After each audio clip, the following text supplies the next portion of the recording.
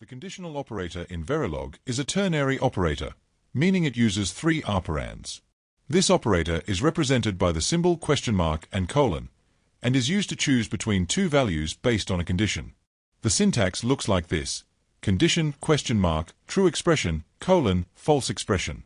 When the condition, which is the first operand, evaluates to 1, the result of the operation is the value of the second operand, true expression. If the condition is 0, then the result is the value of the third operand, false expression. However, if the condition is unknown, represented by x, the operator does something different.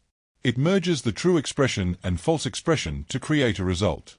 In this merging, if a bit in both expressions has the same value, that bit in the result also has that value. This unique behavior is what makes the conditional operator similar to a 2-to-1 multiplexer, where the condition acts as the control signal.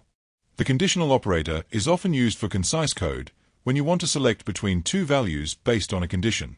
It can sometimes be clearer than using an if statement, especially for simple decisions. You can also nest conditional operators for more complex logic, but be cautious, as too many nests can reduce code readability.